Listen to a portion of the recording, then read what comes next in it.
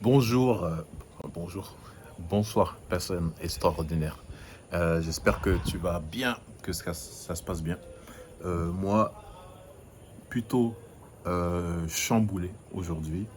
Euh, c'est ça que j'aime, tu vois, de d'avoir des prises de conscience, d'avoir des nouveaux challenges, d'affronter ses peurs.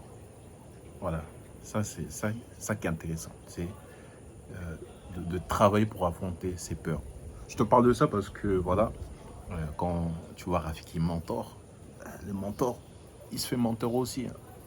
J'ai pas la connaissance et du coup, c'est bien de se faire accompagner de personnes qui ont les résultats que toi tu veux. Et j'ai envie de te partager ce moment-là parce que là, c'est à chaud. On vient de sortir de ce mentorat qui est excellent. Tous les membres du groupe, ils sont excellents. Il y en a, ils ont des résultats. Tu vois, tu rentres dans un truc. Moi, j'ai l'impression que je suis le. J'ai l'impression, ouais, je suis le dernier en fait. J'ai l'impression que je suis le dernier.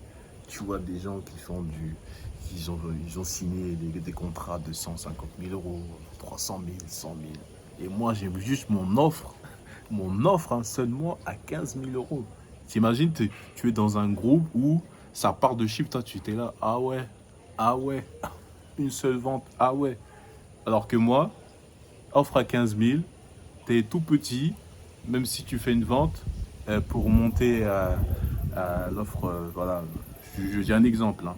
Je devrais vendre peut-être 20 accompagnements, 15 accompagnements, tu vois. Et ça, c'est intéressant parce que c'est pas pour me comparer, pour faire comme eux. C'est une inspiration, c'est d'avoir des gens qui avancent. En fait, d'avoir des personnes qui sont dans cette dynamique. Ça, c'est trop kiffant, tu vois, d'être dans cette dynamique. Je vais pas, je vais continuer à te le dire.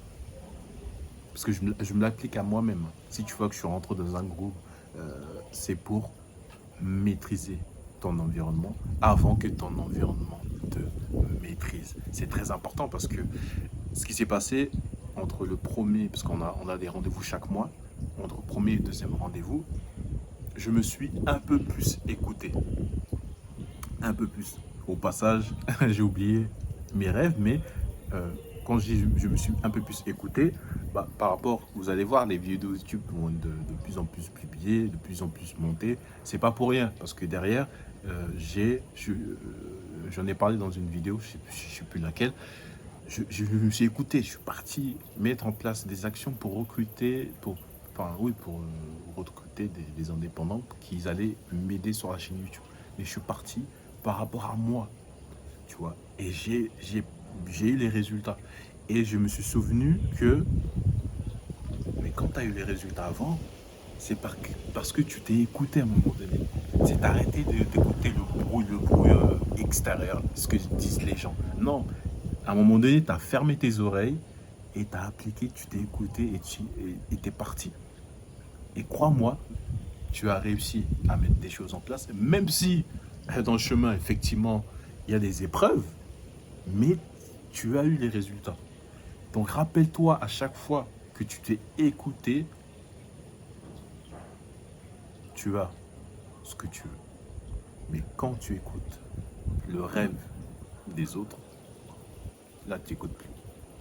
Donc écoute ton rêve et réalise-les au lieu d'écouter les rêves des autres parce que c'est pas tes rêves.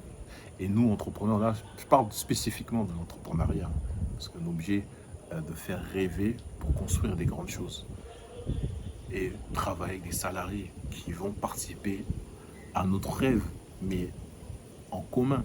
Tu vois, faut pas diaboliser. Moi, je suis pas trop d'accord quand on diabolise le salariat parce que si, t'imagines si il y avait que des entrepreneurs qui, je pose la question, qui va occuper ces postes qu'on crée? Parce qu'à un moment donné, tu vas faire un business, un travail autonome, tu vas faire un business, tu gagnes très bien ta vie, mais tu vas plafonner. Mais à un moment donné, dès que tu veux grossir et avoir un impact national, même déjà ville, national, après international, et tu peux pas le faire tout seul, hein. tu ne peux pas le faire tout seul. Donc, tu es obligé de recruter des gens. Donc, tu ne peux pas recruter à chaque fois des entrepreneurs. Parce que qu'est-ce qu'ils vont se faire? Qu'est-ce qui va se passer quand tu recrutes des entrepreneurs? Eux, c'est déjà des leaders aussi. Donc, ils vont se barrer. Ils vont faire leur truc. Ils vont créer leur rêve. Tu vois? Donc, effectivement, à un moment donné, on était salarié. On a travaillé pour les rêves des autres. Donc, il faut juste, toi qui es salarié, bah, tu travailles dans une société qui, avec qui tu partages le même rêve. Mais c'est OK pour toi. Il n'y a pas de diabolisation. Il faut qu'on arrête de diaboliser, je pense, le salariat parce que bah, tu as blâmé des gens. Tu vois, si me mets dans la tête des gens qui blâment le salariat, tu vas blâmer des gens sur lesquels, quand toi tu as évolué, tu vas recruter des salariés. Parce que si tu fais l'erreur de recruter des entrepreneurs, crois-moi, l'entrepreneur ne va pas faire long feu, hein, très vite. Comme moi j'étais, à un moment donné, j'ai repris le travail, alors que j'étais déjà lancé dans l'entrepreneuriat. J'ai repris un travail intérimaire.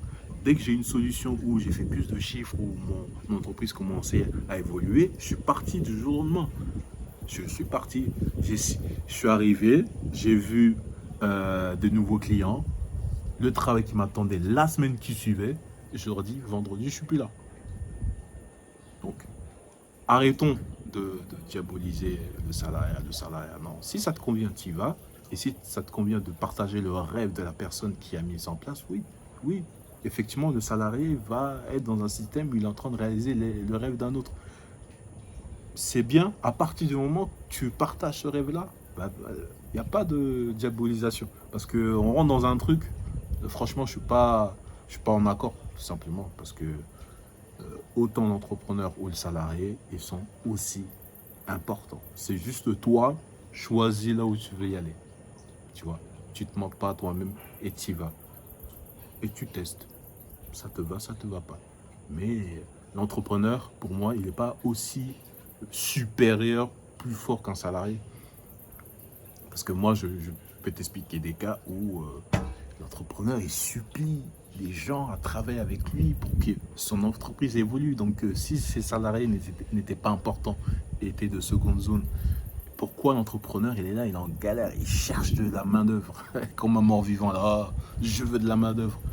Bah oui, mais si tu les blâmes, les salariés, tu crois qu'ils vont avoir envie de travailler avec toi? Ou tu leur dis, ouais, tu travailles pour les rêves des autres? Tu les décourages, tu crois qu'ils vont travailler avec toi? Mais non, recrute par rapport à ta vision.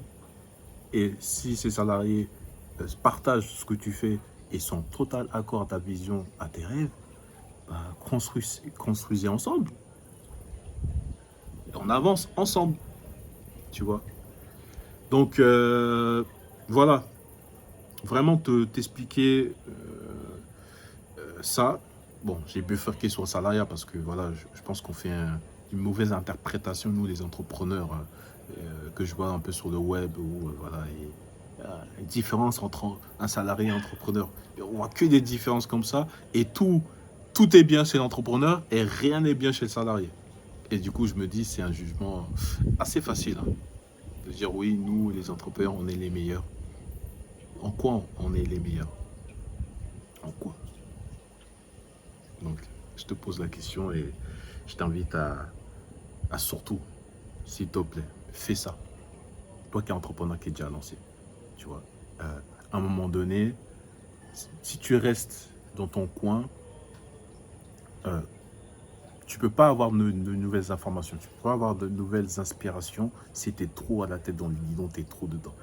Par un moment, il est bien, tu ressors un peu et tu vas rencontrer des personnes qui sont peut-être mieux avancées que toi ou ont le même domaine que toi et qui peuvent t'aider rapidement à changer ton état d'esprit. Parce que là, en fait, ce que j'ai ressenti, c'est que, en fait, ma peur, tu vois, si tu vois que, voilà, peut-être tu t'es posé la question, hein, peut-être tu t'es posé la question, mais toi, Rafiki Mentor, mais tu devrais être connu, on ne te voit pas assez. J'ai eu 3-4 fois cette remarque-là, que ouais, je devrais être connu. Parce que ce que je fais, bref, les gens, ils savent, je ne suis pas parfait, j'ai fait plein d'erreurs. Mais je fais mon maximum pour que tout le monde avance. Et ils m'ont dit, oui, tu devrais être connu. Mais pourquoi je ne suis pas aussi connu, tu vois? Alors ça ne me dérange pas de parler sur YouTube. Tu l'as vu, je vois mon visage et j'avance. Et peut-être en tant un enfant, euh, un enfant pleurer. Toute la famille est au complet, au passage. C'est qu'en fait, Rafiki Mentor, c'est mon projet qui me fait rêver. De voir, de mettre des centres de formation en place, d'avoir une équipe de, comme j'appelle les maîtres. Quand je dis les maîtres, c'est d'avoir une équipe de personnes qui vont eux-mêmes mettre leur centre de formation en place et ils vont former les gens à évoluer. Ça, ça me tapait sur le système de voir une école ou un centre de formation sur lequel d'autres entrepreneurs ils vont utiliser ça pour créer leur vie et pour aussi former d'autres personnes à la place. Et ça, c'est mon rêve. Et ce qui s'est passé, c'est que lors de cette réunion fracassante, je me suis fait gifler. C'est comme si tu venais, on te met des claques. Hé mec, t'as oublié ce pourquoi tu étais fait. Hein? T'as oublié tes rêves. Effectivement, j'avais oublié. Mais au-delà de ça, au-delà de l'oubli, c'est la question, mais qu'est-ce qui pouvait me faire oublier ce rêve? Tu vois, qu'est-ce qui pouvait me faire oublier ce rêve? C'est tout simplement le fait que j'avais peur de tout perdre.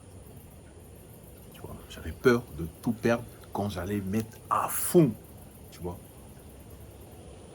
Mais en réalité, j'en sais rien du tout. Et en réalité, ça peut être vrai, tu vois. Ça peut être vrai ou ça peut être faux. Mais au final, je n'en sais rien tant que je n'y vais pas à fond. Et si je ne choisis pas d'être à fond, du coup, je vais regretter parce que c'est ce que je voulais faire depuis. Je ne le fais pas. Et une grosse frustration. Parce que tu n'as même pas essayé de réaliser ce rêve-là. Donc du coup, ce qui va se passer, mais maintenant, je vais aller à fond. Je vais aller à fond. Je vais faire mon maximum. Oui, on va gérer les enfants, tout ça. Bref, on est une vie de famille. Hein. Je ne suis pas célibataire. J'ai une équipe de foot pour abuser un peu à la maison. Mais c'est mon épreuve. C'est d'avancer malgré tout ça, comme j'aime bien le dire. Et du coup, je vous partage ça à cœur parce que c'est ce que j'avais. C'est si je vais à fond, je mets en danger ma famille, tout ça, tu dis, voilà, tu commences à poser des questions. Mais en fait, ton rêve, c'est quoi? Et là, tu te remets ça dans ta tête. Et là, c'est bon. Donc, je sais pas quand tu vas voir cette vidéo-là. J'ai un lien où je t'aide, hein, le mentorat, je t'aide à créer ton organisme de formation en 4 mois aujourd'hui, parce qu'on a vu les retards. Depuis le début d'année, il y a pas mal de retards au niveau de l'État, au niveau des agréments, mais je pense qu'en 4 mois, c'est bon. Et en fait, là, à partir du 1er mars, en fait, il n'y aura plus de mentorat. C'est juste un service. Ça veut dire que si tu veux créer ton centre de formation en France, je fais ce service-là, mais j'aurai une équipe. Mais il n'y aura plus de mentorat où c'est moi qui va venir t'appuyer, te guider, t'enlever tes peurs et t'aider à faire du chiffre. Tu vois, non, il n'y aura pas ça. Donc, si tu veux bénéficier de ça, tout simplement, il y a le dernier, hein, le 1er mars, c'est fini.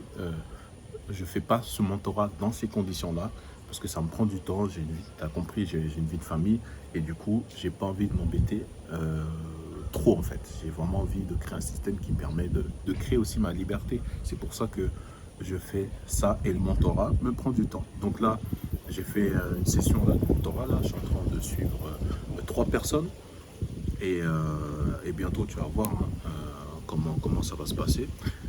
Et du coup, coup, là, j'ai vu réellement, voilà, ça prend du temps, ça demande voilà, de t'organiser, beaucoup d'énergie. Tu vois, je kiffe. Mais là, en fait, les enfants, mon rêve fait que le mentorat, revois-le. Tu vas le faire, mais dans une autre forme. Et peut-être, et c'est sûr, ça ne sera pas à ce prix-là. Donc, si tu es intéressé, bah, vas-y, hein, réserve un appel. Il y a la page que je vais mettre, que j'ai fait au moins une fois. Parce que les autres fois, c'était juste un lien Calendly et tu y allais. Et là, j'ai fait un peu d'effort. Et j'ai mis un peu mon cœur, je l'ai fait moi-même. Donc, si tu vois qu'il y a des fautes d'orthographe, corrige-les dans ta tête. Je l'ai fait moi-même, sans correction, parce que j'ai mis cet ultimatum du 1er mars. Et du coup, c'est pour ça que c'est parti. Donc, sinon, tu continues à suivre et j'ai envie vraiment d'aider les futurs maîtres de la formation, que ce soit en France ou en Afrique. Donc, merci pour cette vidéo et je te dis à la prochaine.